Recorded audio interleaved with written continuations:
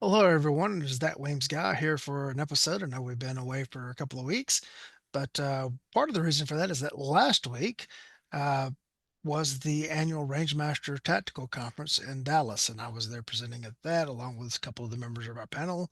And everyone that's here tonight attended in one form or fashion or the other. And they will tell you about their participation as we go along. I tried to get a cross section of people for the panel tonight. People that showed up as just attendees. Some that were there as range safety officers. We'll call that an RSO. Some that were there as presenters and the like. And I sent out a bunch of emails today, and not everybody that I sent the email to was able to make it. So we would have had a bigger panel, but we've got a pretty good size one as it is. I'm going to go around the screen on my clock face and have everybody introduce themselves and basically give you their background at TacCon. And then we'll start with Patrick Flores. My name is Patrick Flores. This was my fourth or fifth TacCon. I can't remember, but I do train. I do instruct. I'm a Range Master certified instructor in Bandera, Texas, with Tim Reedy of TDR Training. And this year, my big focus was helping him. I AI'd for 4 of his classes. We did 3 range sessions and then a classroom session. Okay. And he did his holster success and his intro to competitive shooting. Yes, sir. Yeah, holster success was introduction to working in and out of a holster for really kind of gateway shooting. But Mm-hmm. I mean, really, I've seen improvement myself as a student in that class. And then we taught kilt in the streets. For those who don't know, if you went to TacCon, you're not going to miss Reedy. He's the big tall guy in the kilt.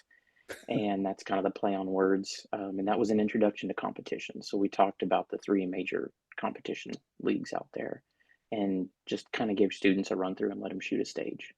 Okay. So you got USPSA, you got IDPA, and what's the third one? Steel challenge. Still challenge. Okay. Yep. All right.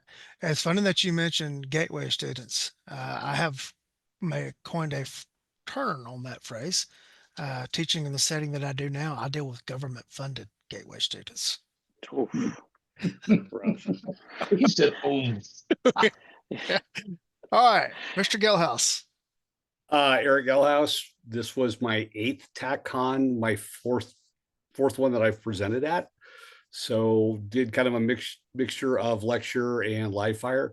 My live fire block was pistol mounted optic application, right? Not just static finding the dot, but a whole bunch of movement in finding the dot, working strong hand weekend. Classroom presentations were the now yearly Our Favorite Studies with the chess club. You, John Hearn, and myself did one recently that came out with the assistance of the folks at Fort Science and virtual simulators, comparing law enforcement and decent normal human beings in terms of decision making and accuracy and not shooting people that need to be shot. And then probably for the last time I did, at least at TACON, I did my ready positions and better outcome presentation, which is a block on a number of studies. The first 2 of which go straight to where the pistol is or the firearm is in relation to the threat and the visual input you get. Then a couple more on decision making that was run by a psychologist in naval special warfare, and then the last one just on some low light stuff. All right, and Eric learned a very valuable lesson after his first year presenting at TacCon. If you send Tiffany a a smorgasbord of class suggestions, she goes, "Oh, that's great," and she puts you every one of them on the schedule. No, I didn't learn after my first year, my second year, or my third year. This year I learned, or at least this year's one. I'm like, yeah, I've only given you a couple options, not everything. Yeah, if you say I could teach this, or this, you're going to end up teaching this, and this. Yeah. And oh Or no." an and thing don't exist in her mind. that's right. I taught 8 blocks this year because I'd made the mistake of saying I'll do whatever you need me to do. Yeah, so I ended up with 8. All right, Carson. I had Carson Baldry, did 6 years Marine Corps infantry, got several deployments out of that. Ran around private EMS for a few years, and then I got back into the law enforcement side of things. So I've been in that for a couple of years full time. Been that officer right now, and I work at CSA with Akil, Tiffany, and Ryan. All right, Got a and second TAC on RSO this year. all right, Okay. Jim? So I own Advanced Performance Shooting. Retired from the Army after 22 years for an entire 3 days, and went right back to teaching, pretty much full time. First for the government, and now for myself. Second TacCon, and this year I was lucky enough to asked if I would present. So I got to present and I took it easy. I was warned.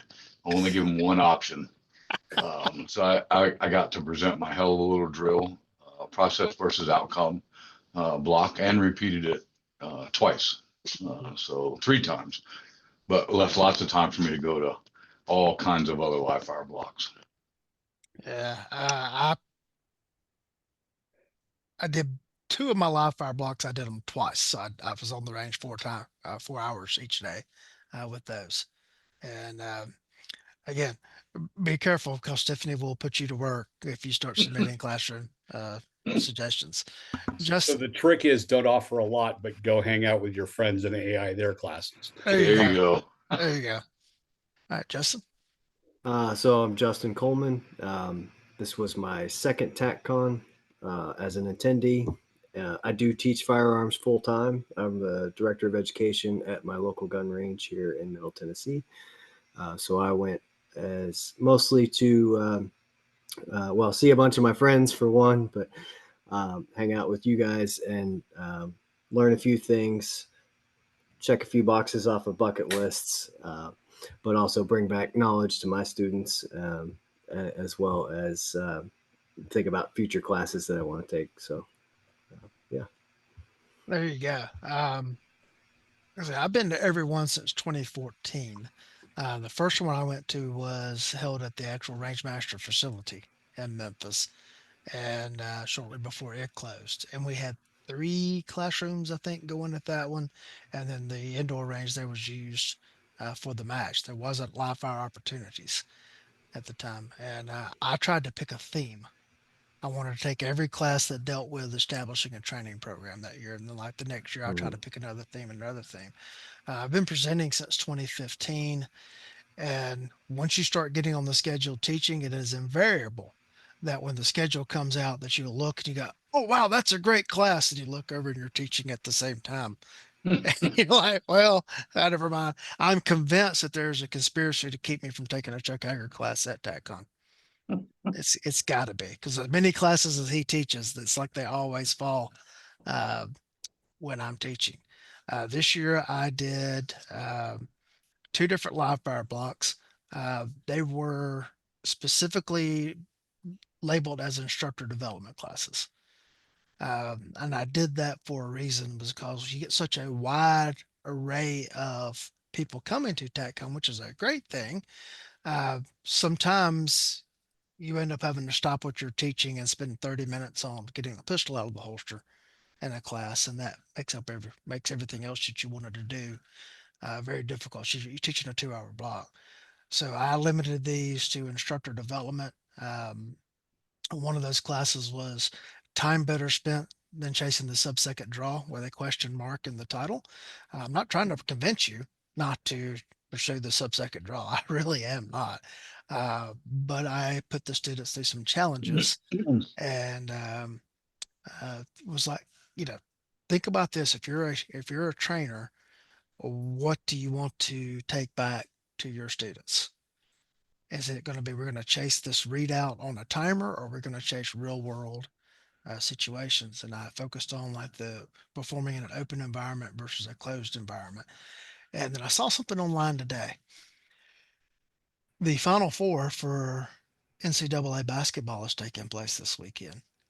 And in the men's Final Four, I don't know about the women's, they have elevated the courts. Mm-hmm. And they said that is actually affecting the accuracy shooting percentage of the basketball players because it changes their depth perception Mm-hmm. of what's going on. Because now that first row of fans is seated lower, everything. It's all done for TV and everything else like that, but it's actually Sure. impacting the game. That was on Saturday. Excuse me, that was on Friday. And then on Saturday, I taught drills more relevant than the bill drill with a question mark in the title. Because again, I'm Mhm. not trying to make a definitive statement here. Uh, I was just trying to show how you could take 6 rounds, and I limited everything that I did to 6 rounds or less. How could you take those 6 rounds, and what else could you do with them? Mhm. And participants were invited to say at the end of that 2 hour block, no, no, I'm a Bill Joel guy, and I'm sticking with it. That's great. That's fine. Uh, I'm not trying to sway. Saturday also had the favorite studies class that presented with Eric and Hearn. And then Sunday, I taught my tactical civics block. Mhm. And I actually got to attend a few classes this year that I'll do when we go around again. So it was fun. I was actively engaged almost every minute of this year. And there have been times where, when we had a lot of the same people presenting time and time again, it's like, okay, I've been to that presentation 6 times. Right. It's a good presentation, but do I want to go again? Um, and I would, but this year I was able to stay actively engaged almost every minute. All right. Patrick, what did you do as a student? Oof. Classroom stuff. I took the everyday carry medical gear with Caleb Causey. Okay. And then if I have the time, Tom was on the schedule, with situational awareness. And I think I've taken that 2 or 3 times already, but you Yeah. always pick up something new with Tom. Yeah. Shooting portion, I did, the one with Lou Ann Hamlin. I can't even remember the names. It's been a long week. Sorry. I did that one. I got it here if you want. It was Um, great. yeah. Like I really, really enjoyed it. Yeah. I Let can me touch that barely hear screen a you, little. Patrick. Okay, sorry. Oh, is that any better? Sounds like a little Speak a better. little more clearly. Okay. Yeah. So like I said, I did that block with Lou Hamblin. Let me pull up the guidebook here. And then I did Philip Groff's class on shooting while moving, and I really, really enjoyed that. That was something I thought was really worth the time. And like he started at the front, and he was saying, oh, we're not doing this shooting. He showed a demo, just little baby steps while shooting the gun. He was actual practical movement. And let's see here, my schedule. Sorry. Oh, take a seat. I can't believe I actually forgot that. That was something I wanted to take last year, and the first section got canceled because Tatiana's flight got messed up or something like that. And so I didn't get to take it last year. So that was something I really wanted to do this year. All right. That's a fabulous block. That It was really is. amazing. Mm-hmm. Yeah. Yeah. It was Yeah. really, really good. All right. What were your biggest takeaways from each of those sections? The classroom stuff or Sh- the shooting yes. stuff? Just Yeah. yes. Yes. Okay. Um, I I tried to make a point of taking stuff this TacCon from people I've never taken anything from when it came to the shooting blocks. Last year, I think I didn't take any shooting courses. I took nothing but classroom stuff. So this year I wanted to focus a little more on the shooting courses and Lou Hamblin stuff. I liked her teaching style. She was real friendly and outgoing in a different kind of way, but I really liked the way she taught. Philip Groff, I took one of his classes. I took his classroom section last year, and the reason I did was because the guys from Apache, specifically Tim Kelly, told me how high of an opinion he had of Groff and vigor training. So when I saw his name, I really didn't even care what the class was about. I just put my name down for it. Um, he was a lot of fun. He was kind of what I expected from the classroom section. He was really outgoing, but he really maintained like teaching movement in a shooting setting, especially on a firing line, kind of scares the living daylights out of me. Um, just from what I've seen, I know I see Gelhaus is laughing, but it does. It scares me with people, and the way he did things was really interesting, and I felt really safe in that one. And Tatiana, when she did her introduction, she's like, "You can call me T, you can call me this, you can call me mom," and everybody laughed at that. And she told a story about some kid having a breakdown on a firing line, a while back, and his buddy was laughing at him. And, what was so funny? Oh, well, he called you mom. It was very like mom teaching a class. Like, I don't know Mm-hmm. how to describe it, but if she was disappointed, you knew, but she was also very praiseworthy, and just put down a really good section. And I'm trying to take a little bit of everybody's shooting teaching styles and kind of slowly morph my style that way. Because I've got Reedy. Reedy's so calm. You spend all the day long with Reedy on the range. And it's like shooting with Bob Ross, but you want somebody else's style in the middle of it too. You just have to work in a lot of jokes if you're trying to mimic Oh Reedy. God, they're awful. They're terrible. I don't know if you've ever seen, but he's got them categorized on his phone. Oh Yeah, my God. yeah, pages and pages of them. Yeah, you said something there that's very interesting, and we might touch on this a little more. Like you're trying to take something from like all these different people Mm-hmm. and everything, and yeah, I think we all do that to a certain degree. We're all influenced by the trainers that we consume training from, and but the whole thing is eventually you have to take ownership of it, and you give attribution where attribution is due, but you have to take ownership of it and put your own spin on it Yes, sir. instead of don't. When I teach a range master class, I don't stand up there and try to be Tom Gibbons. I teach. It's me teaching now, maybe the material that Tom developed, but I Mm-hmm. try to teach it as if I own it and I was teaching it. Sometimes I do a better job of that than others, um, but that's one thing I would encourage you to do is put it in your voice and take ownership of it. Okay. Right? Eric, what did you get to take as a student? I took Claude Warner's presentation on the LAPD off-duty shootings, which I've kind of followed that stuff over the years. So it was interesting to get Claude's take. Mhm. I've been kicking around something I want to do next year for a presentation that some of Claude's stuff kind of feeds into. And we get towards the end, I'm going to ask for thoughts on it for a classroom wise. Took another class that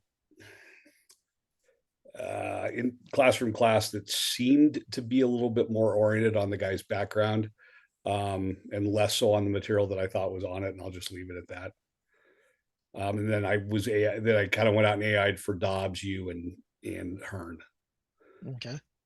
All right. Which one of Dobbs' classes did you use? Intro to pistol mounted optics. I just wanted to see where Wayne was going with that before, because a lot of people were spinning over to my application block. Yeah. And what would a guy who sells like he manages half the country for an optics company know about optics? Every now and then there's people who argue with him. It's kind of funny. It's amazing the optic arguments we can see these days. That's right. All right. Carson? So this year I got to take 4 live fire classes. So I signed up for 3 and I slid into an extra. So I got intro to moving targets with Hearn, which was awesome. He actually gave us a build list on setting up our own moving target thing. It was like less than $150 total. So that's awesome. All that's based on driving spikes in the ground. So trying to find out a way to do that for indoor ranges or concrete. Some more Sandbags. weighted system. Sandbags Sandbags would be an boys. easy one, easiest transport. He suggested kettlebells, which I like. Just a little easier to transport. Got low hanging fruit with Rhett Newmeyer, which is awesome. Which was funny because you're big on interleaving, and he's big on if you have the time and the money, spend 1,000 rounds on one thing. And so he gave each of us a different specific thing to us to work on that he thinks is going to get us the most gain in our shooting. So that was an interesting one. I like his draw stroke too, because I have to carry inside the waistband on my own time and a Sparling holster for work. And so I've had issues getting my grip the same drawing from those two things. And I can't really alter the duty rig because of where the retention's at. Using his draw stroke, I was able to obtain the same draw stroke, the same grip. So that's going to be nice for consistency.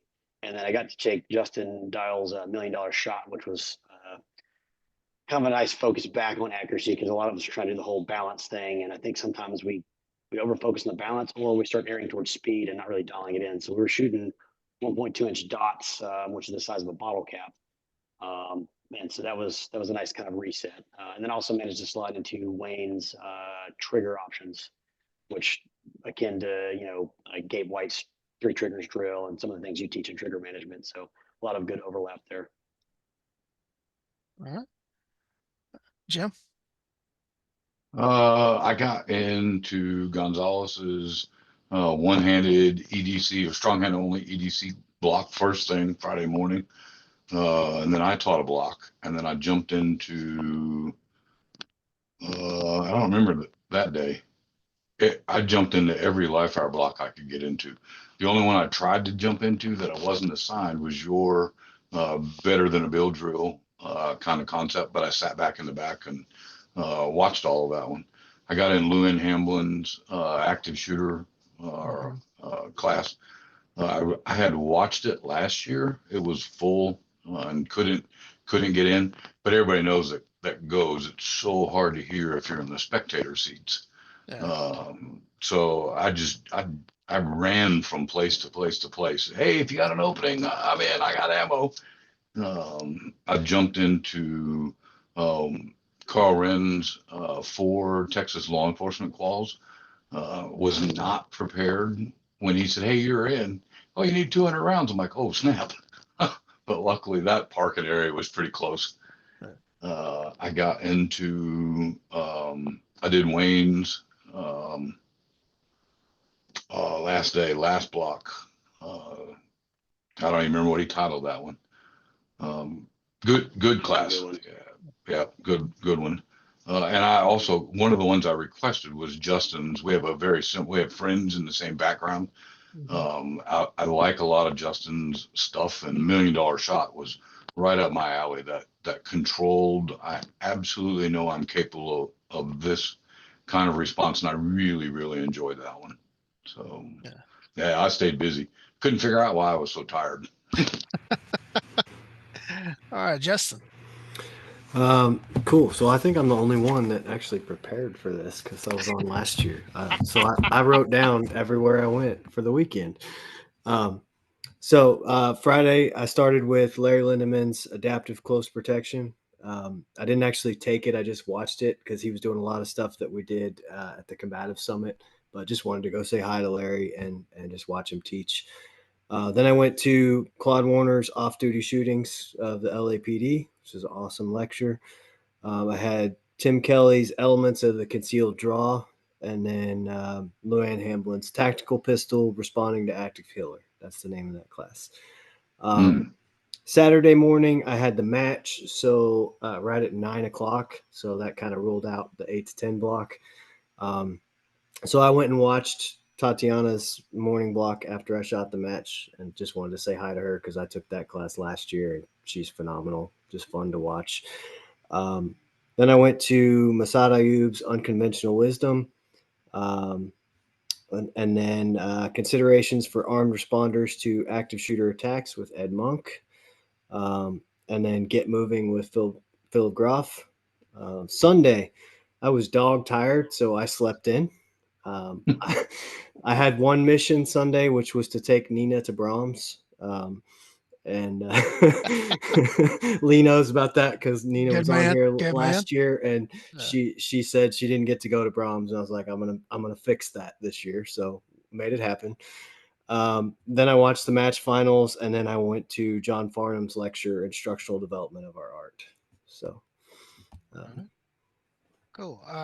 We had a couple of references to Claude Warner's presentation, mhm. and I talked with Claude a little bit about that one day, I think during lunchtime. And he did it last year, and he focused more in on the analytical side of that, like numbers of shots, distances, that kind of thing, because that's how Claude's mind works. He's one of the more brilliant analytical people in this industry or community, whichever term you want to use. Um, some of the reviews were like, oh, I didn't realize it was going to be that way. So he changed it up this time to be a little bit more telling the stories of what happened uh, in Mm. in the events. Uh, have any of you did any of you see it last year and this year? Yeah. Okay. Eric, this time was he much more into telling the stories of what happened versus the facts and figures? I think so. I mean, it was fact based, but he was walking you through the whole scenario, right? And I've read a number of their stuff over the years. Mhm. The category, what they call the categorical use of force reports, what anybody else calls critical incidents. Mhm. But he went through the process and what happened with it. All right. Justin, what was your takeaway in there? So yeah, kind of like what Eric was saying, he did tell the stories. He did start off with like, here are the reasons that off-duty officers in LA specifically like have discharges. Talked about negligent discharges, talked about or unintentional discharges. Um, One thing I thought was compelling was he referenced animal attacks as being a common one, and gave several examples of that, as well as justified versus non-justified use of force. And it was very interesting to listen to. Like he said, he would tell the story of, okay, Officer A was here and they were observing a situation, and then boom, gun went off because X or whatever. And a lot more detailed than that, obviously, but um, and he broke it down into categories of like impromptu dry fire. That's a huge reason that we have unintentional discharges. Things like stuff that we maybe take for granted or don't even think about. But yeah, it was interesting the way he broke it down into those categories and then told the stories of how each one happens. All right. So the impromptu dry fire is like somebody just deciding, oh, I need to get a little dry fire in, and they don't properly clear their firearm. Yep. Yep. Okay. Oh, One of the interesting things with them is their decision to unholster is reviewed in every event, right? Like what led to them drawing. So it's fascinating to see their guys deploying to things with like a holster in their hand off duty and the gun holstered.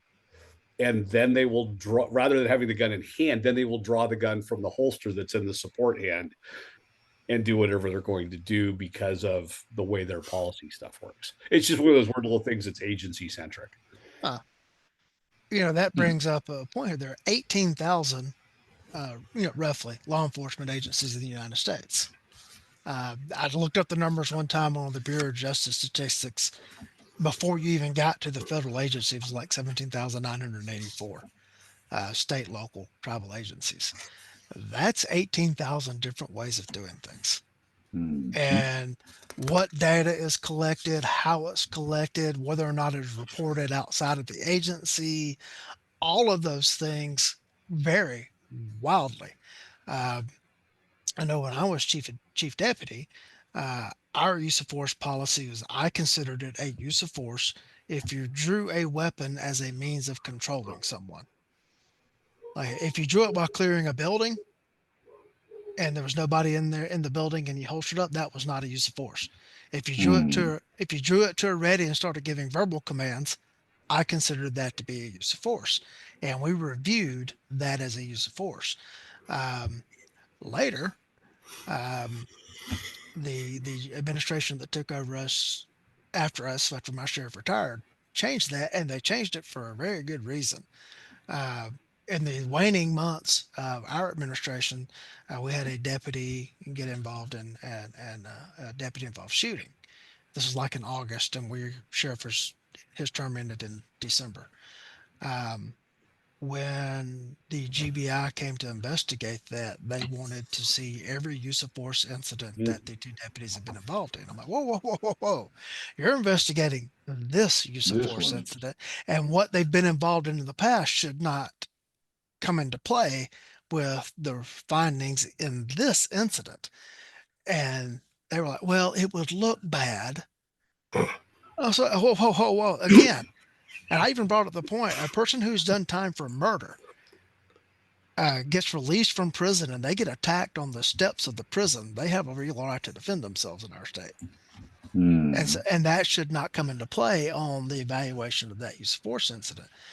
So after that, when the new sheriff came in, he changed the policy that is only if you actually use the weapon would it be considered a use of force. They still had them documented in the incident reports that they drew the weapon and all that kind of stuff, but we didn't consider that a reportable use of force. Uh, because one of the guys that was involved in that incident had previously worked in the jail. And in the jail, you were involved in much more use of force incidents, recordable ones under our policy than you are in the street here. I don't know if that holds up everywhere else, but here it does. Um, and so you're talking about LAPD's thing there of, guys walking to the stuff with their gun, the holster in their support hand. It just kind of Mm-hmm. strikes home. Eric, any other thoughts? The one thing I'll add, and this came up in that presentation that I did, contrasting law enforcement with decent normal human beings. One of the things they specifically said was now that we can identify these factors in terms of behavioral activation and behavioral inhibition, law enforcement should start testing for them, like include that in pre-employment psychs. Here's one for you. There's a movement to make psychs mandatory before concealed carry permits in some places. Do you want doctors checking decent normal human beings for behavioral activation and behavioral inhibition like they want to for cops? I don't know how you apply that to a constitutionally enumerated right. Well, that's the thing, though, is there are states where they were mandating psychs for CCWs, right? So just it's something to think about, right? If we're going to go down the road, be aware of how those things can be applied. I've had college students suggest that in various assignments, and I'm like, okay, you will undergo a psychological test before you can exercise your right to free speech. Are you willing to undergo a psychological test to exercise your right to be free from unreasonable searches and seizures? Yeah. And like, what do you mean? I'm like, if you're going to apply it to one constitutional right, enumerated right, we're going to apply it to all In of them. for a penny, in for a pound. Well, and then do you subdivide it? Like, okay, you passed your psychological test to be able to vote, but not to carry a gun. Right. Yeah. I wonder if we're going to start having the biases of medical professionals come into play there. It might solve some of the driving issues. What's that, of course? It might solve some of the driving issues. Well, you have a right to free travel, but you don't have a right to drive. On the right to drive. Driving is a privilege. I think a couple of you mentioned that you took Lou Ann Hamlin's block. Mm-hmm. All right, I'd like to hear some feedback on that. What a phenomenal presenter. Very personable, funny. I think humor tied into that is really how adults start to learn that humorous kind of approach. It gives you something to hold on to. It gives me something to hold on to with it. Not a lot of course, that's normally what she pulled from is normally a 2-day class, and then pared down to 8 hours, then 4 hours, then 2 hours. But a really, really good approach with I think three live fire drills. I think we did maybe a fourth one somewhere in there, but really, really fun. Yeah, I've had numerous conversations with our interviewer. She's been a guest on this show, and I interviewed her as part of another show a couple of times. Very thoughtful in what she does, and I have not been able to get to her presentation at TacCon. I've never been able to take a class from her. I've talked with her a lot. Based on what I could see as I've walked through the ranges, it looks like she's paying a lot of attention to stuff in the background and decision making. Okay. Without really, last year, both Eric's and then Kegel and Bulkey's Rule 2 and 4 kind of concept was like almost an unveiling of that idea at that level. And Luann doesn't talk about it specifically like that, but it's absolutely there. And pay attention to this, and her introduction of regular, I don't know what brand swingers or bobbers they are, with a rope to just make you pay attention to targets actually shooting in depth, which is pretty hard to do on a lot of ranges. So just a phenomenal approach. Any other thoughts on her block? Yeah, I thought it was a fantastic block. I took it because Greg Ellifritz has written about her many times on his blog, and so when Greg says go train with this person, you go train with this person. So she was my number one choice on my wish list, and I got it. So I was happy about that. Now it was presented as solving the active shooter problem, and she did a great job of that using some real world examples. She used specifically the Fairchild shooting.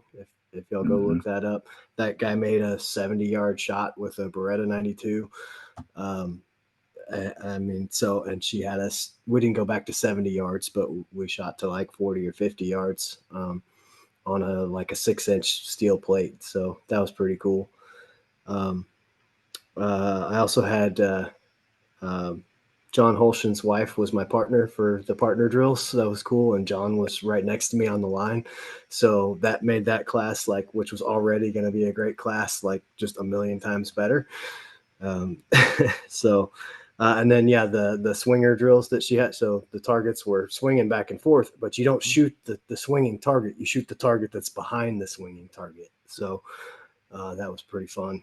I'd never done that type of shooting before. So it's a very good class.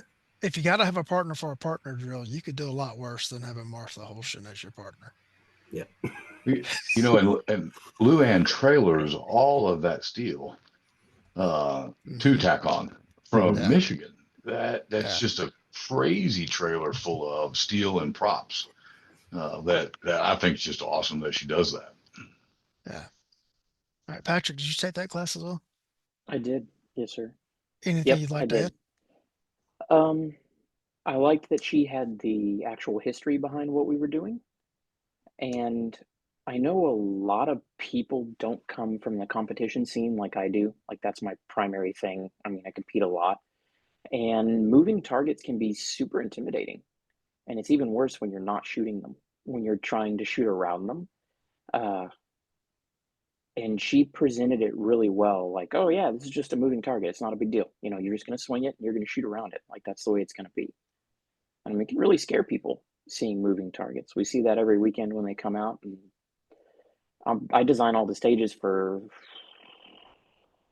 4 matches a month, and you get new shooters come out and see movers and their eyes are the size of dinner plates. And you could see a lot of people were intimidated by it in the class, like, oh my gosh. But she was just, the way she presented it was really, really, it just flowed right in. There was no fear involved in it. There you go. All right, a couple of people mentioned Tatiana Whitlock's class, which I believe you just take a seat. You start everything from a seated position. Is that correct? One of you that took it, please chime in. I took it last year, Okay. same block, Uh, and it does that premise is started very.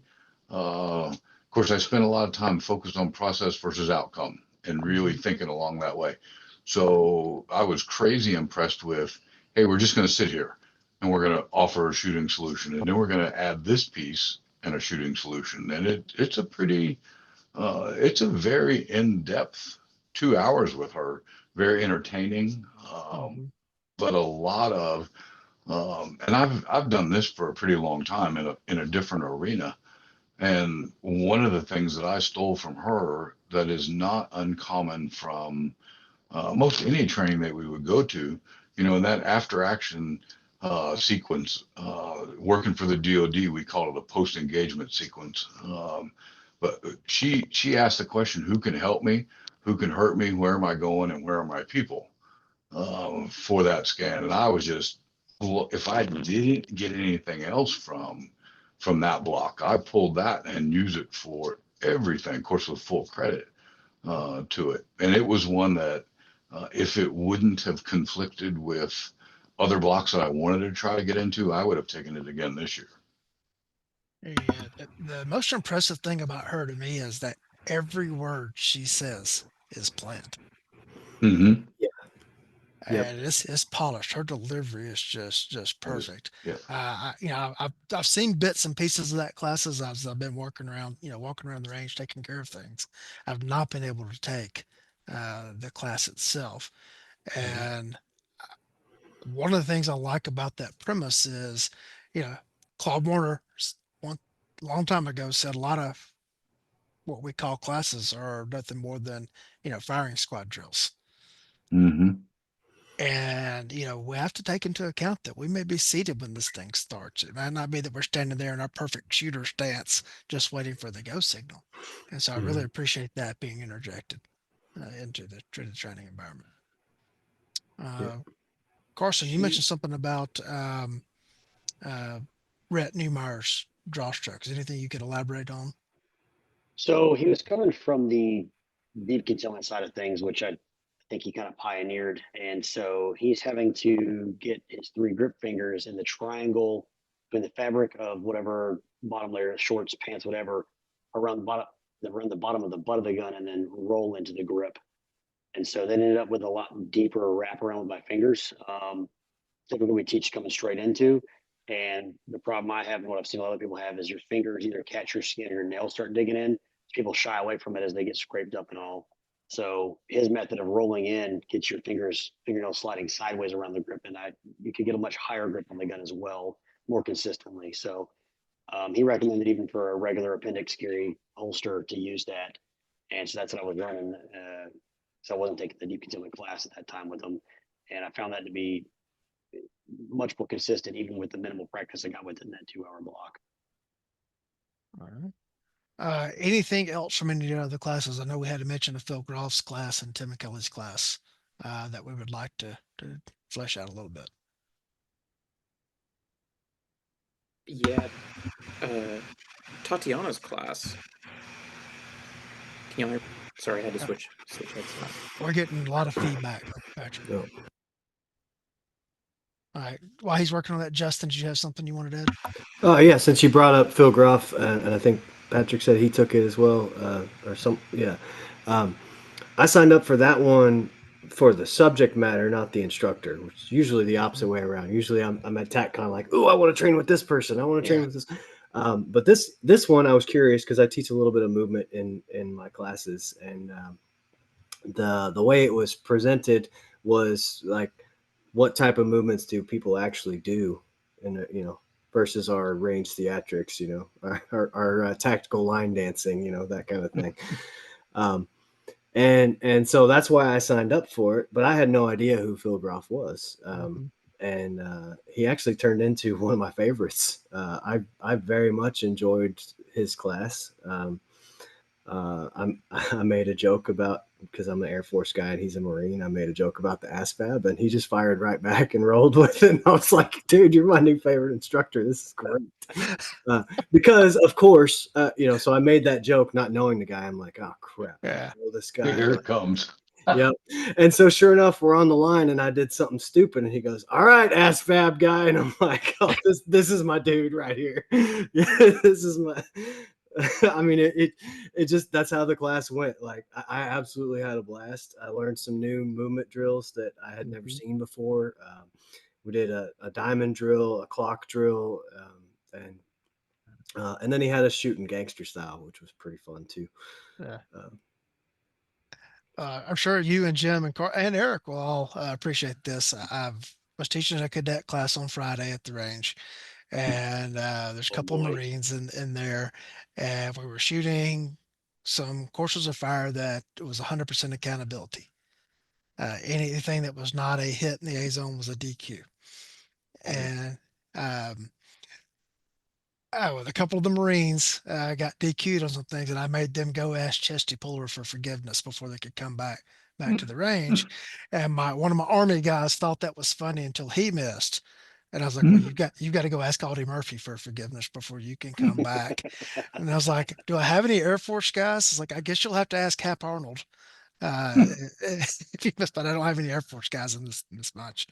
So give me somebody, Hap Arnold, Billy Mitchell. I know Yeah, Billy Mitchell was technically Army, but Billy Mitchell. yeah, uh, I don't know any fighter races that anybody else would know if I just throw the name out there. You ever heard of this thing called the OODA loop? That might Hmm. be a famous Air Force guy you could reference. Just There saying. you go.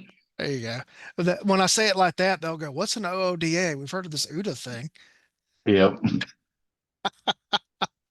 All right. It's funny how we hear that different. Yep. And I've Claude gets mad when people call it UDA.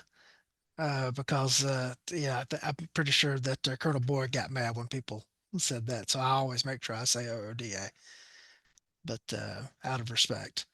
But it's funny when you try to mention that. Well, I'm just going to say, okay, go right ahead. right ahead. Um, when I wasn't teaching, one of the days I went to Justin Dial's presentation, and Justin's a bit of an unknown in the training world unless you're really, really, really deep into the training world, and he likes it that way. It's kind of a filter, so to speak. But I was in the parking lot talking with Mark Llewell, and I looked down at my watch and I saw that it was Justin's class was about to start. I said, "All right, Mark, I got to get to Justin Dial's class." And um, thanks, Carson. And um, I said, "Mark, we got to go to Justin's class." He's like, "I don't know who this guy is." I said, "Doesn't matter. Just go to the class." And uh, at the end, I'll turn around, I'll look back. He's in the back of the room. He's giving me a thumbs up, thanking me for getting him in there. Justin's phenomenal. I've not taken an actual live fire class from him. I want to do that. I did take his 2-day technical force on force class, which was all simunitions inside of a shoot house, and that was absolutely fantastic. So if he ever teaches that, make sure you get to it. I know he's got a live fire class coming up in North Carolina sometime in the next few months, but not sure the dates and everything on it. And he's doing Um, Dallas in the fall. okay. But You yeah, know, that technical force on force class is one I want to take. Sorry, Jim. no, not at all. I think Justin's one of those guys that so uh, one of my best friends in the world. I've known for forever and ever and ever. I was talking to him after TacCon, and I said, "Hey, you know this guy?" And I like a lot of Justin's drills. Mhm. And my buddy Neil's like, "Yeah, I was the senior enlisted advisor for the place that Justin currently works for when we brought him on board." And I'm like, "Oh man, I was able to take a live fire class from him." And he's like, "Man, I didn't even know he was a pistol shooter." I'm like, "God dang, that's taking that quiet and this is from the same organization. Yeah. So there's not very many of them. Uh, Right. that takes that quiet professional. That's the absolute, just the epitome of professionalism to a whole different level." Yeah. Yeah. And he's so humble too. Yeah. Like he'll get done with his presentation. He's like out there asking for feedback. Like, what can I do to make this better? We're like, Justin, you're already better than everybody else. He's standing right there. It's fantastic. Um, I assisted kind of uh, informally assisted Wayne Dobbs with one of his classes. That was the real world relevant drills. Ah, Uh, and I'm always impressed with Wayne's approach to things. Very calm, but everything, high accountability. Mm. yeah. For that class, you had, I think, a 4 or 5 inch A zone on the target, and everything had to be in that. And then there was like a post-it note for the head, and everything had to be in that if it was called for a headshot. And I really appreciate that approach, but everything's very measured Mhm. and how he does that. And I always learn something when I'm on the range with him. Later on Sunday, I was there for his 3 triggers class and got to see that presentation as well. I did not get to see his optics class. I was teaching at the same time. And then Sunday morning, I have always wanted to take Rob Holt's shotgun class, and I Mm. have never been able to get to. It's like the schedules just never align. If he's teaching, I'm teaching. This is even outside of TacCon. Like if he announces a class somewhere, I can just guarantee you that I've got some sort of conflict with the schedule. Randy Kane's another guy. I've been trying to get into Randy Kane class for years.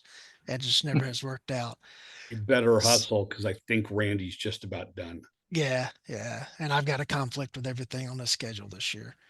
Um, Mm. so when Tiffany published the schedule, I immediately emailed Tom because that Sunday morning block, I didn't have a conflict with it.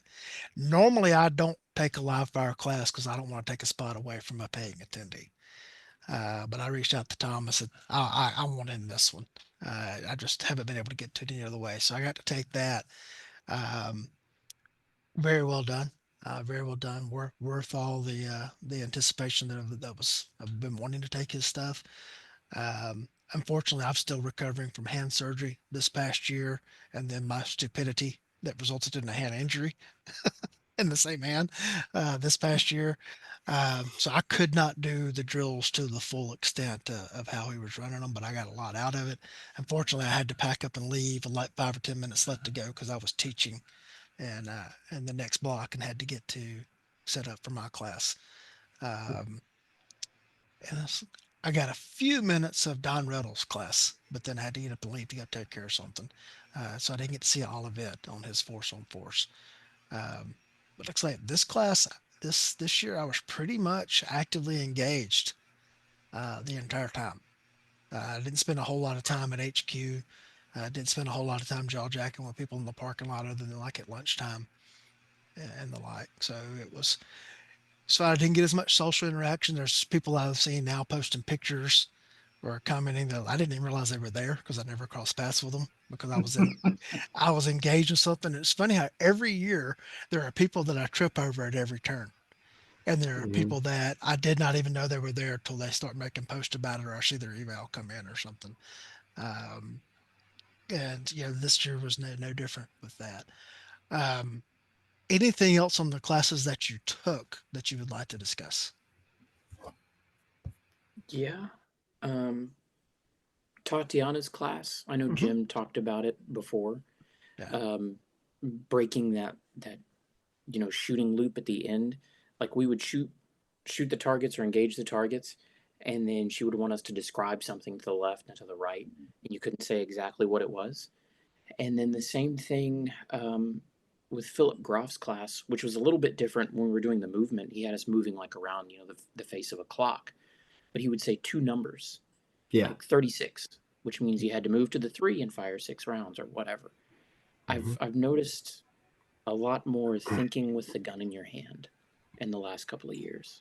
Mhm. There's been a whole lot of emphasis on that, talking about like the rule 2 and 4 class that we saw. What was that?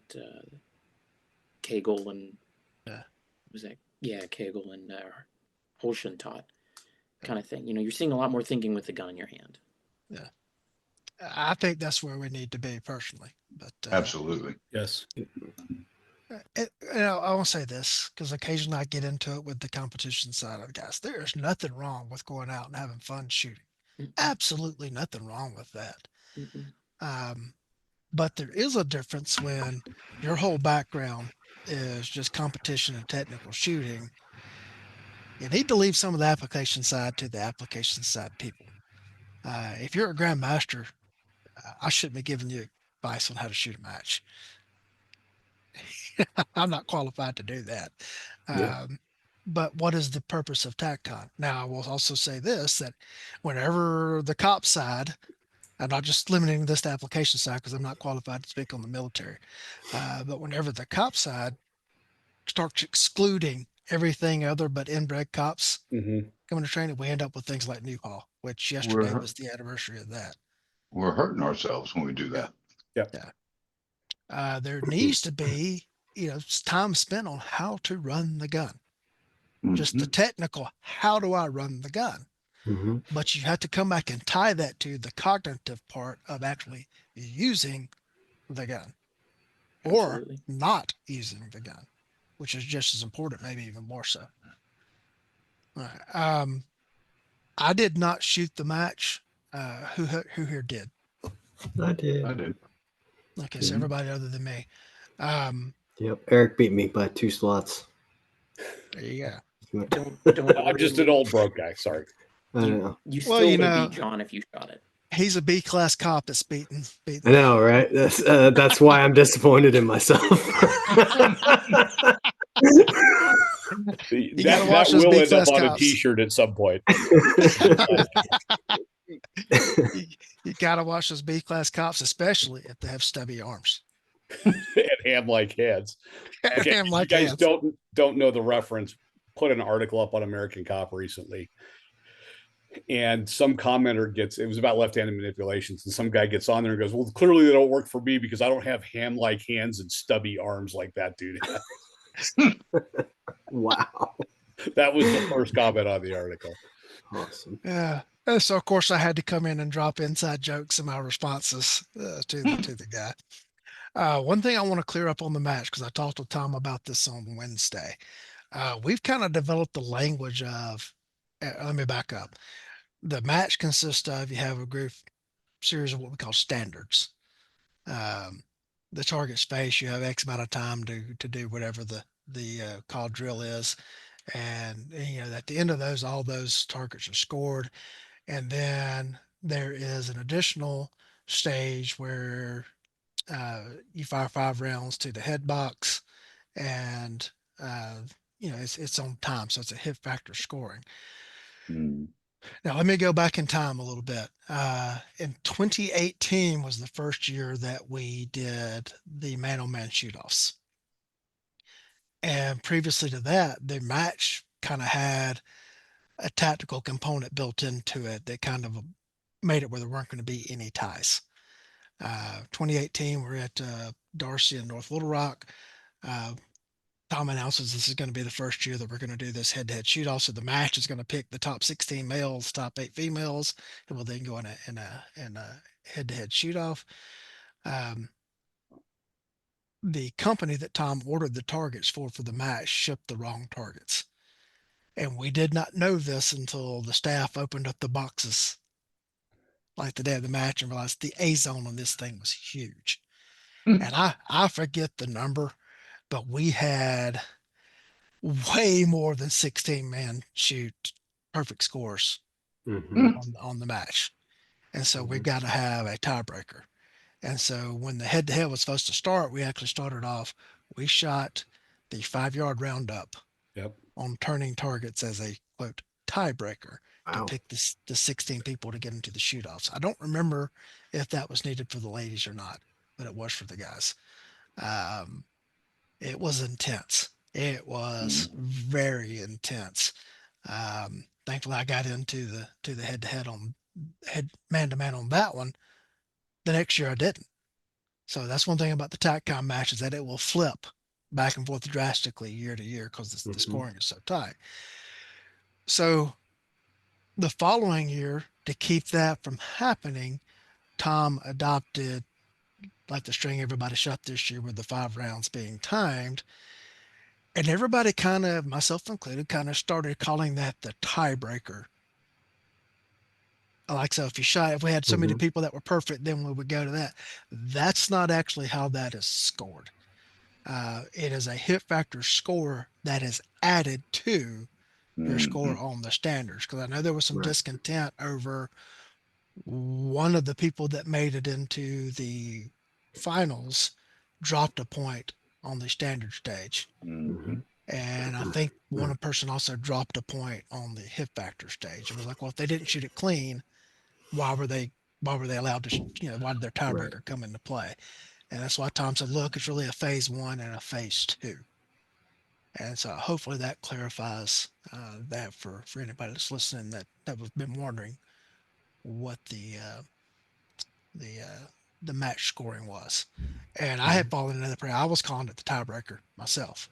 Mm-hmm. And Tom's like, get away from Mm. saying that. So it's Mm. phase one and phase two. I will not call it the tiebreaker anymore. Um, any comments on the match? It was easier this year. Easy. At least it felt easier. Maybe that's a product of my own improvement over a year's time span. Mm-hmm. But it felt easier. Maybe it's because I did it last year, and so I knew what to expect. I don't know, but when I did it this year, I shot it and I threw one round just barely. I actually thought it was a line break until we went to score it, and it wasn't. Mm-hmm. But overall, like when I finished it, I was like, well, that was easy. Like, where's I thought it was going to be a lot harder than this. Last year it felt harder. I don't know. So maybe it's some combination of continual training, continual improvement. Having done the match before, I was a little bit more relaxed. I didn't have you and Brian Eastridge on the line next to me this year. By the way, Brian Eastridge made the finals last year. So like Okay. that's what I had shooting next to me, and I'm just like, don't mess up, don't mess up, don't mess up. I Okay. didn't have any of that stuff going on this year. I was relaxed. I was okay. I'm going to do my thing and hopefully do well. And I did. I improved literally 100 spots from what I did last year. So anyway, Yeah. Last year I shot it just prior to having one of my hand surgeries. And as I brought up on the support hand stage, which is the hand I've had the most recent surgery in, my finger locked, and I had to fight to break it through the lock. When I did, I wanked a shot out and lost a point on the standards portion of it, and then I just shot the phase two too slowly. I was too careful on that. Um, uh, Brian did a really good job on that. I knew when I heard him shoot, I'm like, I'm out. I'm out of the running on this. All right. Jim, any thoughts on the match? I no, I think I think, of course, I'm pretty biased towards the 52-week challenge, guys, and all the effort from that. But I think we really raised the standard and the overall performance that we could see at that match level. Um, and I think that reasonable expectation on the standards portion, you have to shoot it clean. Yep. That's fair. But when you add hit factor scoring for people that don't always do hit factor scoring, Yeah. and the point value difference between in the 4 inch and just outside the 4 inch, but still in the head, I mean, there was like a 117 for 5 shots. Man, I can't even, my calculator don't even do that kind of math. Those are, in some circles, they would call those really crazy splits. Yeah. But I think we really raised the standard, rightfully so, in that one in the match. I thought it was pretty impressive. Yeah. You make an interesting point there. I think it was Hearn that looked it up and saw that last year's best time on the phase two would not have been Mm, in the top 16 on this right. year's phase two time. Yep. Now Uh, I shot a 156, and I thought, God dang, I'm in, boy. I better not make plans for Sunday. yeah. I couldn't even get a front row seat to watch it. I forget what I shot 2 years ago. I made the shoot off and I was the high lawman. Last year, I did not make the shoot off and was not the high lawman. Um, and Alex, I pulled that shot, one of the left-handed or support hand only shots, and then I just was too slow. I wasn't dialed in on on the phase two. I can't remember what my times on that were though. I'd have to look it up to see, but it was. I don't think I was close to 156 though, and so that, like I say, 2 years ago, that would have put you in easily, Mm. easily. Patrick, did you shoot it? Yes, sir. Yeah, I did. I didn't do well. I shot Saturday for lunch, and I had taught or AI'd for Tim. We did the classroom portion of the competition class first thing in Yeah, the morning, yeah. and then went and took, I think it was Tatiana's class that morning also, Hmm. and then just like went right over there after that. And I'd had Yeah. too much caffeine and not enough food, and my hands were shaking, and it just train went off the rails. Yep. Yeah. Eric? Shot it. Um, it's funny. I've watched myself get progressively lower in the rankings every year. Like my best year was my first one in 2015. But when I shot the phase two, because we're not calling it the other one. It was Mhm. like I looked at Shannon and she goes 1.7 or faster. I'm like, okay. Yeah. Yeah. I know it Friday afternoon, I walked into HQ for something, and Julie, who does all the number crunch and everything, she told me at that point in time that clean 142 was the best on the phase two at that point. I know you, John, and myself have had some discussions about the things, and Mhm. it really should be you have to shoot the standards clean Yeah. Mhm. for the second phase to kick in and Right. matter. Right. Um, Both Hearn and I have talked with Tom this week about the match, and I won't reveal everything that may happen for 2026, but I don't think it's going to be exactly the same as what has taken place. Um, Jim, I know last year was your first year. You went as an Mhm. attendee, and then this year you presented. Uh, tell us about, last year, your first time experience, and then this year, your first time being a presenter. Uh, yeah, that's two entirely different worlds. Yep. It really truly is. I was I never avoided going to TacCon. It just wasn't high on my list of things to do until last year. And then now it's a good thing my kids are grown up and gone, because I would sell my firstborn to be able to get to the next one. I hope he's not going to pay attention to that, but Yeah.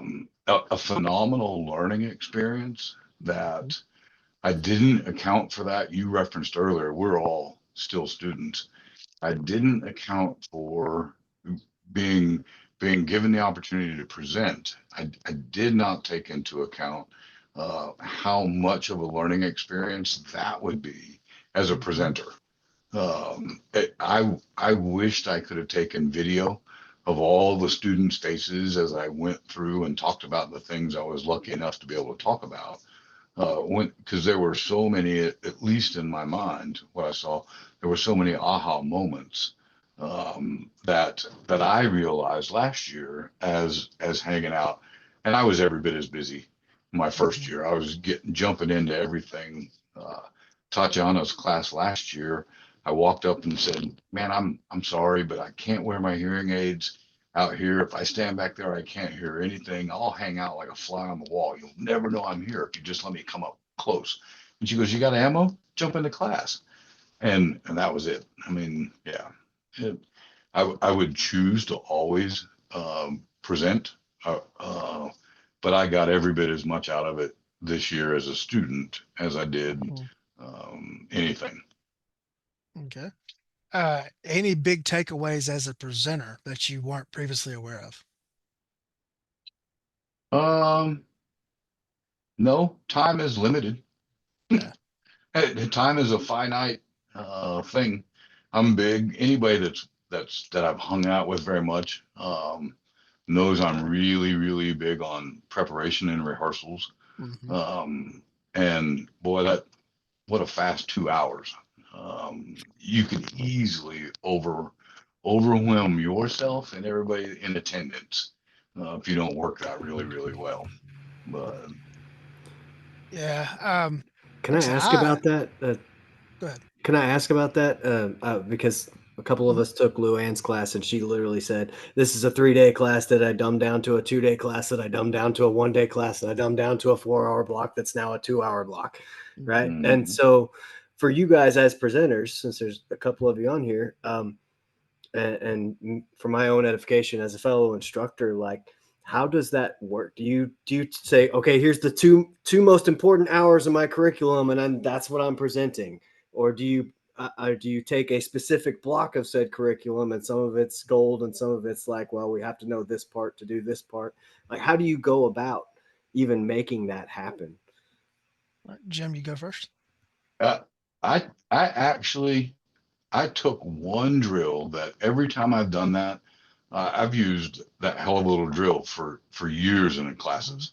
I have used it for very different reasons in class. Not I wouldn't say very different. I've just used it differently.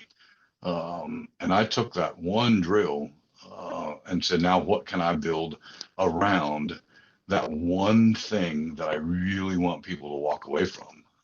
Because I think it's crazy hard to take, a full day's worth of curriculum, and which for most of the people that would be there, I think it's well thought out curriculum.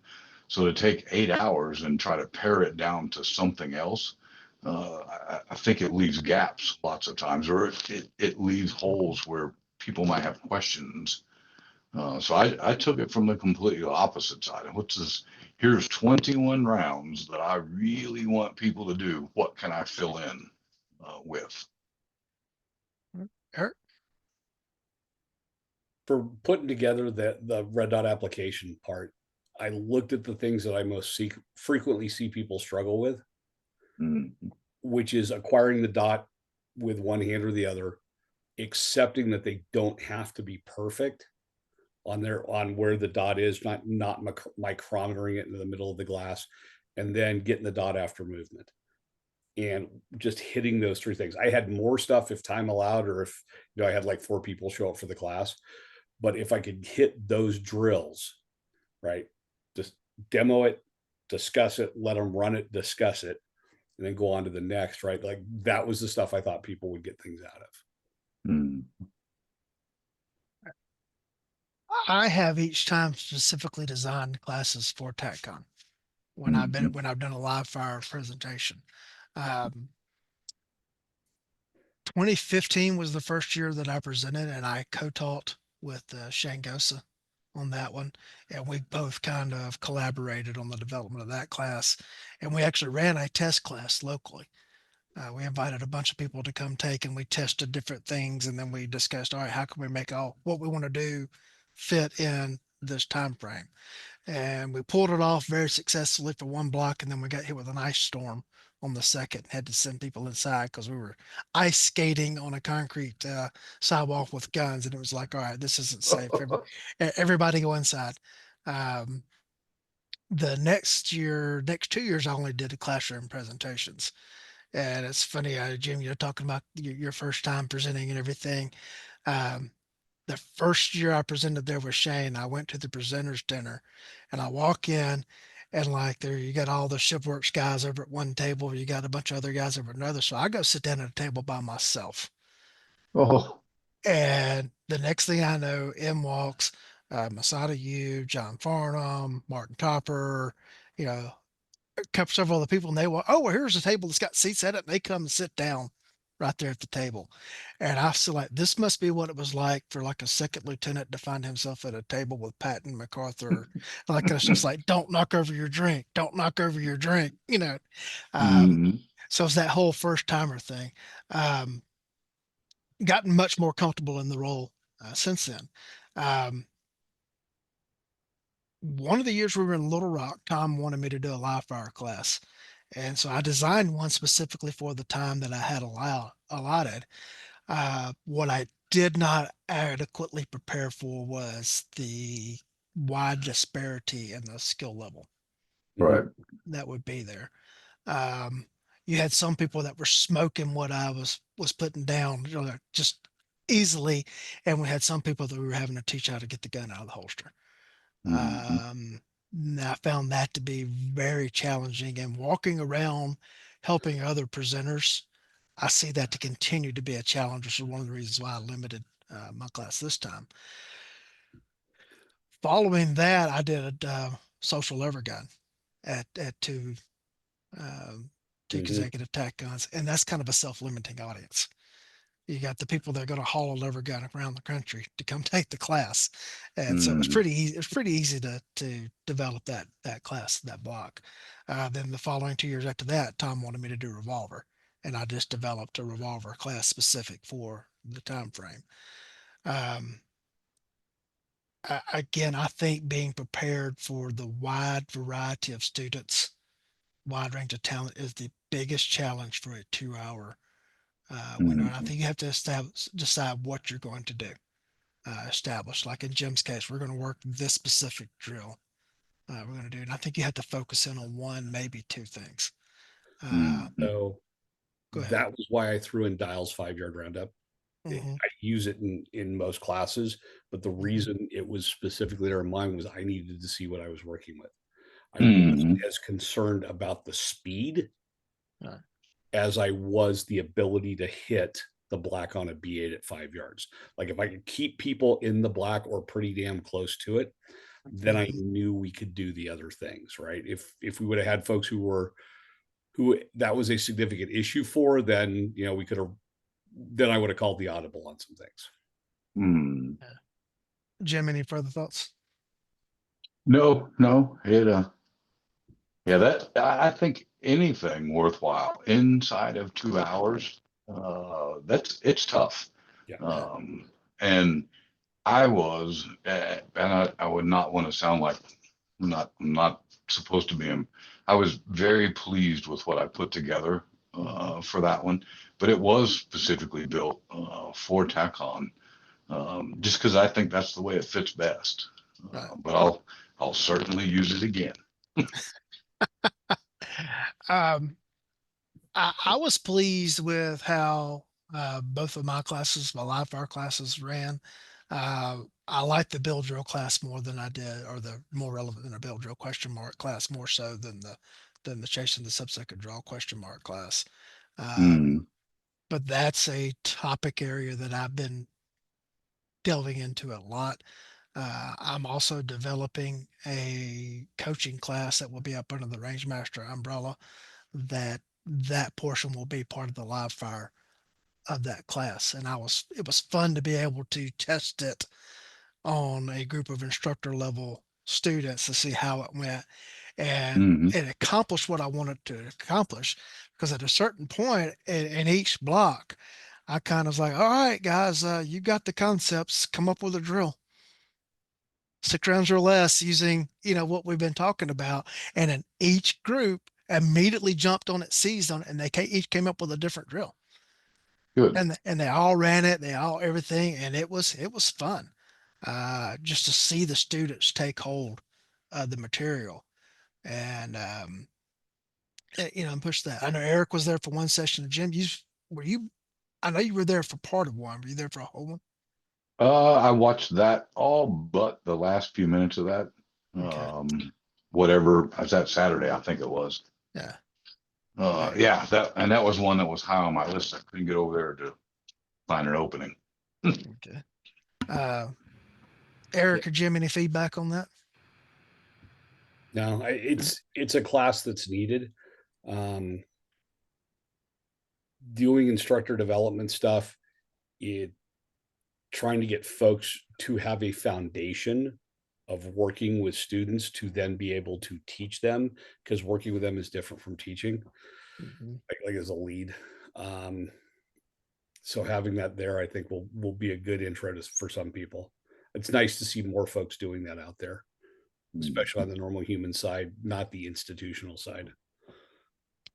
Yeah, one of the groups was actually very thankful that that opportunity was put there, that it was an instructor only class. I think for the reasons we're discussing, is that they were able to just we took off and we ran. Now, we pushed hard, especially in the more relevant than the build drill class. It was active for the entire time. Like on the second one, I was like watching my watch, hoping we were gonna be able to finish in time. So that's probably something I may continue with. Come on, I was like trying to take a different topic. Uh, you and Patrick, as students at the thing, would you rather see classes like that where they're specifically honed in for specific groups, or and Patrick, from the other standpoint of Tim's class was aimed kind of at the other end of the spectrum, was how do we get the gun out of the holster safely? And I would probably Mhm. say, how do we get the gun back into the holster safely? Hmm. Which is kind of under, I think we don't pay as much attention to that maybe as we should. That's more important than getting it out of the holster. Um, what do you guys think from that perspective? Patrick first, then we'll come back to Justin. What do you mean, like gearing it towards everybody versus a specific Yeah, item, or it's like you said, it's super difficult to gear it towards everybody. That holster success is geared towards that one little thing, right. and that 2 hour block. I mean, we liked the 4 hour session. It was nice to have the 4 hour session because you can kind of slow down a little bit. Mm-hmm. But the 2 hour block, it worked. It worked really well. You give them something basic to work on, and it's foundational. And they're going to, you hope that's, I think that's the biggest problem, is you give them something like this, like, better than a build drill, even with an instructor level. But with beginners, it's even worse. You hope they're going to go home and practice it. That's the hardest part. Yeah, there was a gentleman in one of Wayne's classes that was having some issues uh, getting in and out of the holster, and to the point that the RSO finally went over and cleared him out and had him just step back and watch the rest of that class. I know that Mm, the gentleman was signed, and the gentleman gracefully uh, took it like a trooper. Wasn't hmm. anybody's in trouble thing. It was like, hey, maybe we need to step back for a minute. He was scheduled for a higher, I don't want to say high end, low end class, but a much more, I don't want to have to say it that way, a high end class the next Demanding session. skill set. Yeah, a much more advanced skill set, you know, in the next block.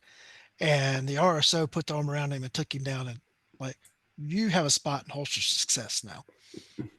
and like put him down there for the next thing. And I know they were able to work him in. Yeah. That worked really well, I thought. I liked the way that was handled.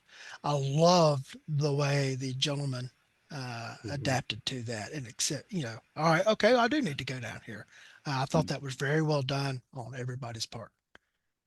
I think the environment, the TacCon environment lends itself well to Mhm. that. I watched and there's no way to pinpoint what makes that as professional might not be the right word, but it certainly is that. A gentleman last year running a revolver, trying to run a revolver, and when he's shooting by himself, when he's training by himself, I'm certain he, he's in his mind he was very competent. I'm sure. And one of the RSOs, when there was some struggle, came over and again put his arm around him to say we're not quite ready for this yet. But I think when there are cases like that, and they wouldn't have to be the oh my gosh, you're not ready to come out of a holster yet. Holy cow.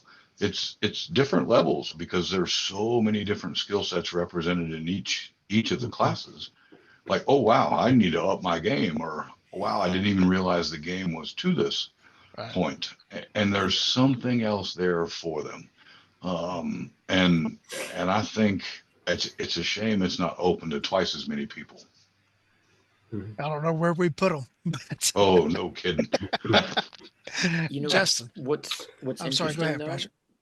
Tom has done a really I say Tom, but that's just a general term. Range master is how I feel about it. Tom Mhm. and you, Lee, and Tiffany, and I guess Hearn, have done a really good job of making sure That He is wasn't not it invited. right. is. He was not invited. He was not invited.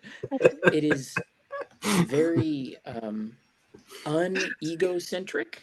Mhm. You don't see a whole lot of big heads having trouble walking through doors at TacCon in the years that I've been there. And if you Yeah, do see it, you don't see him again the next year. yeah. Mhm.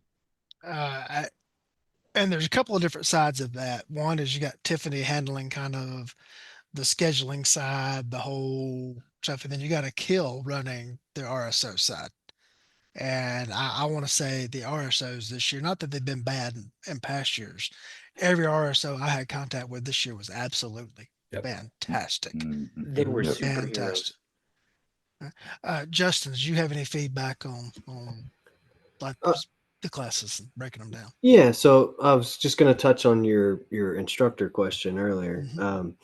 I think, like, as far as requiring an instructor cert, I think that depends on what it is you're trying to accomplish. Because I think there are some non-instructors who may have benefited from your two classes that you put together as well. But I mean, for me personally, I would love to take both those blocks. By the way, I just didn't get a chance to. Um, but there are other things for me as an instructor to go to, like John Farnham's lecture, which was Hmm. phenomenal, and he's the only one that does it off the cuff, by the way. He doesn't use Yeah. PowerPoint. He just stands up there and talks. And Hmm. anybody who's ever been to that will be able to vouch for this, but you could just sit and listen to that man talk for hours and hours. But you also have stuff like Ak and Tiffany do, a kind of a teaser of their gateway class, right? That mostly build for instructors, right? A regular person at TacCon who's not actively teaching classes isn't going to get very much out of that. But people like us that are actively teaching, we go to that and we're like, oh man, I learned a ton of stuff. I Yeah. got to go change this, and this. Um, so that's kind of my take on your question earlier about, like, should we gear stuff more for this and that, because I actually personally know people who didn't go to TacCon in the past because they thought they had to be a range master certified instructor in order to go. Yeah. Mhm. And that in my mind is a travesty. Like, Mhm. it probably should not be that way, Yeah. at least, and definitely should not be the impression either, Right. because there's plenty of people there who are there just to have a good time, to hang Right. out. There are beginner level shooters on up to some of the best shooters in the world, and it's Mhm. like the only place where all of those people can be comfortable in the same environment. Yeah. Mhm. We did have a few people that were not instructors that got into my blocks because there were some people that I knew, and I Mhm. knew that they had some training, and I knew I wasn't going to have a problem with them doing anything that we were doing. It was funny. There was one guy that slipped through the cracks somehow, so to speak, and got enrolled in the class. As we're doing the initial uh, intros, and I said, everyone in here is either a law enforcement instructor or a range master certified instructor. And the guy's like, I'm not. I don't know if I could be here. I said, well, sir, have you been to classes? Do you have a lot of training? Well, yeah. So, okay, give me a rundown of what you've been to. And he said, well, I'm a graduate of MAG 30 and I'm a graduate of MAG 40. You're talking about a Masada group 30 and 40. Well, Masada U was standing right behind him. And I said, I held up my hand and said, hold on a second, sir. Uh, Moss, do you vouch for him? And Moss was like, yeah. And I said, well, sir, we'll find out here in the next couple of minutes whether you're still a graduate of MAG 30, MAG 40. Not that there's any pressure on you. And he did fine. Uh, I just had to have some sort of, I don't want to say bar, but I needed people to be Mhm. able to walk in and go with what we were doing. Sure. There has been talk in the past of, like, for first time attendees, they need to go to a specific block of live fire before they go to other things so we can kind of vet and everything. The Mhm. logistics of that, I just don't know how you do that. Yeah. And it would not that it wouldn't potentially help, but it would keep somebody from signing up. Yeah. Mhm. Like, oh, I don't want to do that. That's And exactly what I mean. Yeah. Yeah. yeah, so Yeah. it's not It shouldn't be a point where people start to feel excluded. Like, oh, I can't Right. take that class because Right. I'm not qualified, or I'm not ready, or Mhm. I'm not Yeah. an instructor. Yeah. I will say this: everybody that was at TacCon at 2014, which was my first, were pretty deep into the training world because it was not Mhm. such a widely known event at the time. Right. And it was pretty much a who's who of training there at that event. Uh, we moved to the Memphis Police Academy for 15 and 16, which allowed to kind of start expanding things like the number of slots that Tom could sell and the number of classes that were offered. And still, those two were still pretty much a who's who kind of thing. Like, if you were there, you were in the know. Like, you had at least taken a combative pistol or, from or something along those lines. It wasn't all a range master thing by anybody, but it was like all the people coming were all students of the presenters because Mm. that's how they found out about That's the how it. event. Yep. And so, like, Eric puts it out to all his guys. Hey, I'm going to be presenting at this event. There's lots of other great guys there too. And so his students come sign up. Um, as we have moved to That wasn't how. all three of them, right, Eric? Uh, as we move to bigger and bigger venues, uh, and the ability to offer more, um, it's and the I guess the prominence of the event has become more known. We're attracting a much different audience now than we were 11 years ago. Um, Mhm. each of the last 3 years, we've had 40 to 50% first timers Right. at the event. So you're getting a lot of turnover now from an instructor standpoint. That's great because you're marketing to a new audience that may come Mhm. take classes for you. Um, from a instructor standpoint, it's also difficult because it's a mixed bag of, you don't know what you're going to have on the firing line. Right. Um, so I think you got to be very specific in what you design. So, the Dallas Pistol Club is phenomenal, Mhm. facility wise, and the response we get from the DPC staff. Mhm. They actively support the event. It's not like they're just collecting a fee for the use of their facility. They actively support the event. That's who's out Yep. there parking cars. Hmm. Right. And the other thing with DPC Mm-hmm. is the support infrastructure Yeah. around it. Mm-hmm. Mhm. Hotels, restaurants, Yeah. things like that you may not have at another facility. Like I don't remember Darcy being able to. Granted, we had little, No, but Darcy was it's not in a, able to support what we were doing anywhere near like DPC does. right. And it's almost the middle of nowhere, in the middle of that swamp. Yeah. Oh yeah, it's actually in a swamp. It's in a swamp. Yeah. Yeah. Well, it's funny. It's 10 minutes from lots of hotels and restaurants, but it's Mhm. got no running water Right. Right. because one water system ends like 100 yards in one direction, another water system ends at 100 yards in the other direction. So you have to Ooh. haul in uh, water by the gallon for Oh. anything that you're going to do. Uh, and as it is in a swamp, we're one bad rainstorm away from not being able to get people in or not being able to get people out. After they got in. Yep. Now, Jim, I know you were Army. When the military trains there, it's okay. They just chopper in, let them out, and then come back with a chopper a Hmm. week later and pick them up. Who cares if And they're not comfortable? I was back there doing classes as a civilian instructor for the Army. Mm-hmm.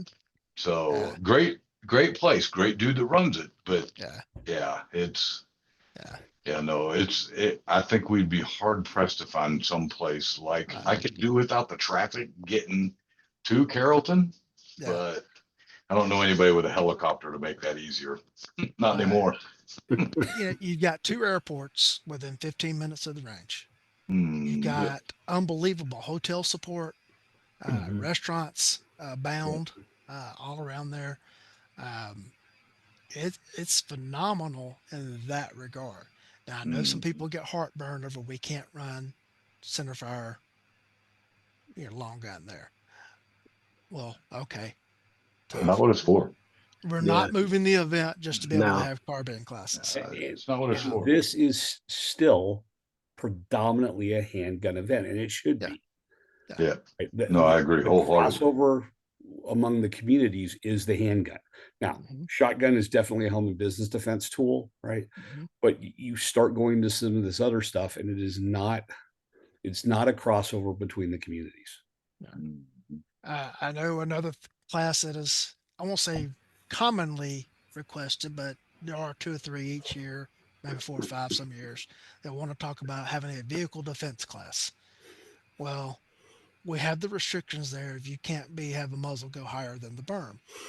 Mhm. You won't understand that until you're actually boots on the ground on the facility of what it's all surrounded by. Uh, the club has a special use permit from the city. And Mhm. they, if a round escapes that place, they'll probably lose that special event permit. I don't know Mhm. how you do a vehicle defense class live fire there. I think No. you could do one with blue guns. I think you could do one with sim guns, Yeah. maybe. Mhm. But I don't see how you could do any kind of vehicle defense. And I got to tell you, the last couple of years, I've mounted a campaign, both pre and immediate post TAC, kind of trying to convince people not to ask for that in their evals. And this year, I was like, I'm not Let even them gonna, ask. not even gonna try, not even gonna try it. All right. Before we Just do, go ahead, put Jim. a note on it that say drivers drive. Yeah, Yeah, drivers drive and yeah, yeah.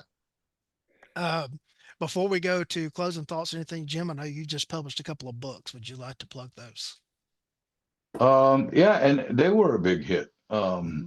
And one of them I did middle of last year, the one of 100 a deliberate responder was kind of just what it took. I'm fairly new name inside this industry or this community. Been But teaching that for was 25 years and you're the new guy. yeah. But part of it was and hell, I started the company in '98, and I was already teaching for 10 years for the government before Yeah, that. But part of it was misguided ideas of how my ideas would be accepted, I think, in the community. So it was it's the one of 100 of deliberate responders, just my journey. This is what got me to the point that I am, where I absolutely believe that's where I'm supposed to be today. And then I taught a class first part of the year down in Louisiana, and lots of great classes. There's a good student handout. Mine's not as fancy as the Range Master Instructor student books. But one of the students said, "Man, I hate to even take this out." And we were working in the rain, And I was like, and so I actually put basically my lesson plan from quantified skills into a book format, range bag size, to be able to just here, this is why I do what I do, how I do it. Here's some of the things that we'll talk about. So now you can pay attention in class, what we're working on, and you can read this later on. So very good. They were very successful at TacCon. I was really happy. Okay. And how would people go about getting copies of those books?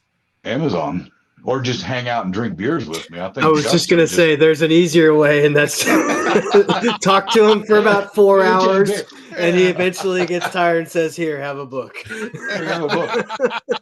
It was I don't even remember how many copies I took. And not like Justin was the last one on my list. But we'd hung out for several hours, and I was like, man, I'm tired of schlepping this book around. Here, Yeah. finish page 32 by the next time we talk. You got to get electronic copies out there, though. Yeah, but and the one of 100 deliberate responder on Amazon is there's an ebook. More of the ebooks get sold in Europe than here. I don't know why, but it's on Amazon. Okay. All right. I'm a big fan of Kindle and ebooks and stuff like that because I can download them. I can read them on my phone if I've got a few minutes, or I like to be able to Mm, make notes on them and pull them up later. And I've always got it with me. Paper copy, I'll leave at home and or leave in an office somewhere or whatever. And then right. what else happens with it? All right, we're going to go around. Any kind of final wrap up thoughts on TacCon? If for those of you that are teaching, anything you got coming up, or how people can find you. And Patrick, you're up. I'm just ready for registration to open for the next one. I'm waiting. I'm waiting. What it sold out in 12 hours last time? If that, Something like that. if that. Yeah. When Tiffany announced it was coming up, I had my phone, I had my laptop, and my wife had her phone and her laptop going to make All sure lined out. I get, because I was not sure how fast it was going to sell. That's the great thing about being a presenter or RSO. At least you know you're going to get to go. Yeah, For yeah, that. that's true. I mean, I always end up AIing for Reedy, and Yeah. if I didn't go, he'd be stuck with like Giantis or something. Well, we can't let that happen. No, Wow. no, you don't want that. Yeah. I feel it's always a load of fun. Always a load of fun. Eric? Big time. Oh God, let's see. Okay, so let me throw this out for a question. I'm thinking about doing a class on fratricide and carrying it over to the decent normal human world. Um, Not necessarily Claude's negative outcome stuff, but where the normal human and LE communities have had fratricide and why, and pitching that out there as a lecture. Thoughts? Yeah, I think that's really important. Okay. Yes. maybe Then I will work. would that tie into stuff like I think Wayne Tobbs does a Rule 4 class, that kind of stuff is It's going to be a lecture versus a live fire. okay. Um, I'll probably bring some Rule 2, Rule 4 stuff back next year as well. But I specifically want to sit down and talk about events where we've had fratricide. And the decent normal human one I'm specifically thinking of is Arvada, Colorado, from a few years back. But some things along those lines and just lessons learned and how it can carry over. Mike, I enjoy the opportunity. Tom's already asked me back for next year, which is significant. I really appreciate that. My company's Cougar Mountain Solutions. It's named after a mountain at Sears Point Raceway, nothing else. For those of you who might think other reasons behind that name. I've got some classes coming. Thanks, Jim. Now I get the giggles, right? Classes coming up in Idaho, Washington, Indiana, and Oklahoma for sure. We've got a couple stints in Washington State this year, but I have stuff, plenty of time in the fall. We can get stuff on calendar. Some of it's like low light instructor is LE centric material, but low light application is easy to do as long as we start getting out of daylight savings time. And you've got an event in Georgia. Oh yes, that's right. I'll let you cover cognitive conclave. Okay. Jim?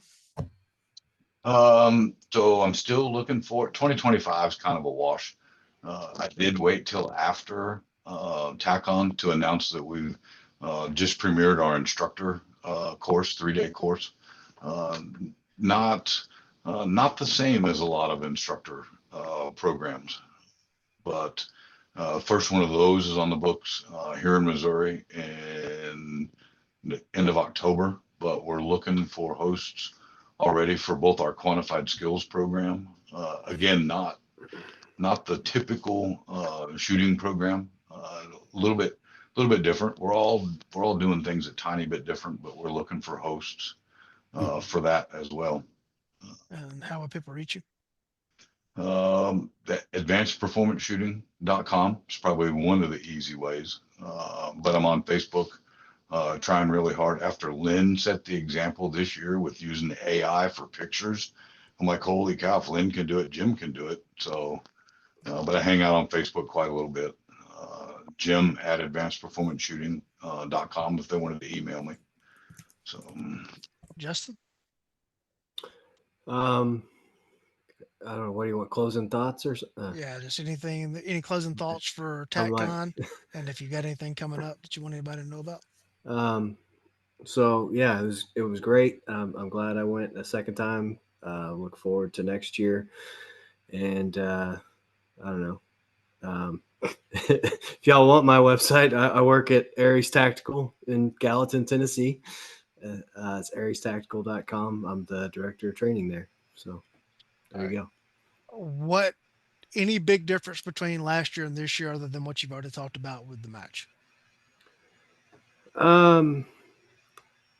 I think like, well, I didn't write down the specifics of the stages, but like we only shot to 10 yards last year. I know there was like a 15 yards portion last year, if I recall. So that maybe that was one reason it felt easier. I think, was it a higher round count last year too? Like 40 rounds, and it was only 30 this year or so. I don't know. That's really, I can't think of specifics because I didn't write down like, okay, this was what we did for phase one. But other than the match, like just as Yeah. an attendee, Yeah. any differences, any big takeaways, like the difference between your first time coming and now that you're a wily veteran of your second TacCon? Oh, no, I don't really think so. If for anyone who hasn't been, download the guidebook and plan all the classes that you're going to go to in advance. That's super helpful. The Ak and Tiffany and I think Tim Reedy and a couple other people put together a Q&A that they do where it's live on Zoom, and you can ask all the questions that you want. That's super helpful. I watched it again this year, even though I went last year.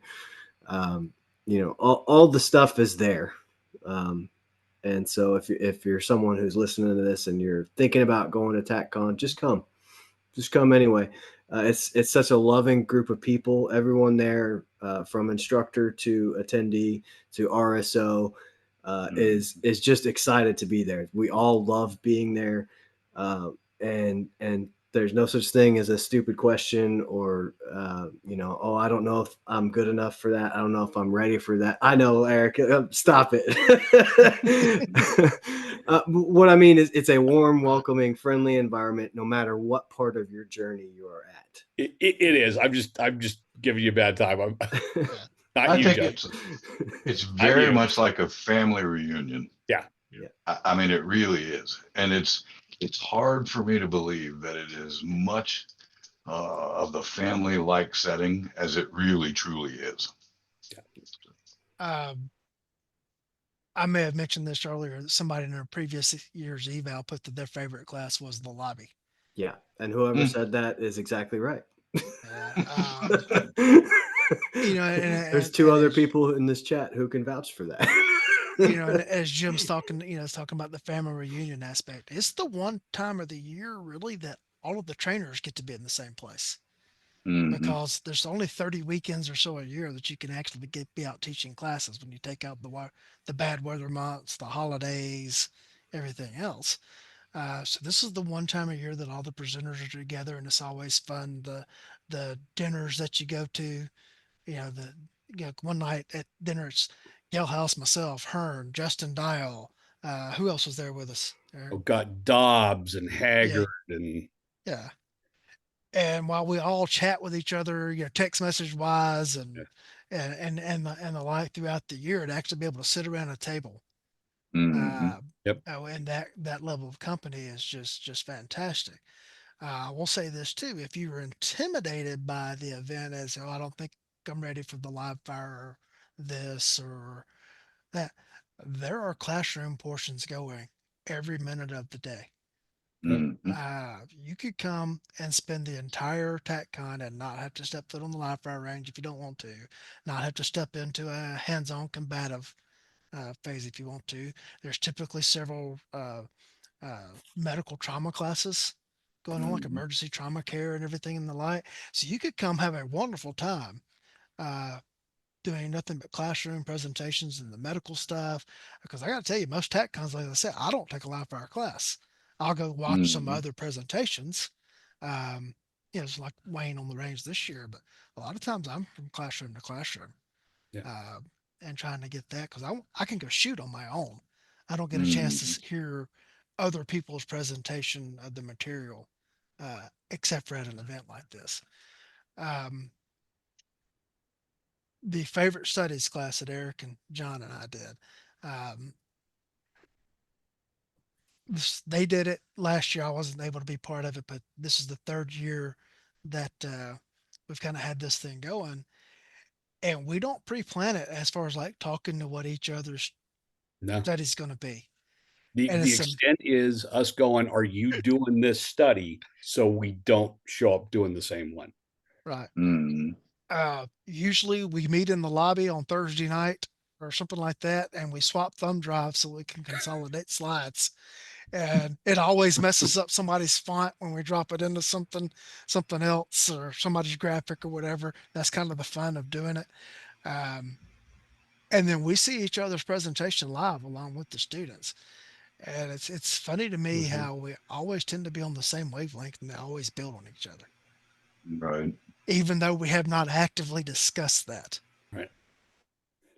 Um, and that's kind of a growing, ongoing theme that you see beyond just the three of us out into TACCon. It's like it seems like every year there's kind of something or some sort of unspoken thing amongst the presenters. It's like, hey, we need to focus on this. We need to focus on that. And it's funny as you walk around to different presentations, you see the same thing being hit from different perspectives. And that's one Mm-hmm. of the things I enjoy about the event. Um, as far as upcoming things, uh, we'll be at a Girl and a Gun, their national conference, in first weekend of May, I think that is. Uh, Eric, John Hearn, John Holster, and I have the Cognitive Conclave that will be in Martin, Georgia, the last weekend in October, and it's all about thinking with a gun in your hand. The registration link for that will be out soon, hopefully. Um, but figure the last weekend in October is like the 25th, 26th, something like that. Um, and then we have the Range Master Reunion in Nashville at the Royal Range the first weekend in December. Now that one you do have to be a range master certified instructor to attend. Uh, I don't have anything scheduled to open enrollment through my own business at this time. I'm teaching all day every day. I have my full time job, and I just have been lax about getting stuff out there. But I got to say, um, being in front of my people and with my people this past weekend at TacCon's kind of rejuvenated me a little bit. So okay, it was fun to teach a class that I designed from start to finish. It's fun being, having the feedback and everything else going. So I will probably get some things out. I am developing a coaching class that will be under the Range Master umbrella, and hopefully we'll get that out at some point in time this year for at least one iteration. I would like to thank everyone who participated on the panel tonight for their time, taking the time Sunday evening to discuss their TechCon, and to the audience. We know that your most important asset is your time. Thank you for choosing to spend it with us.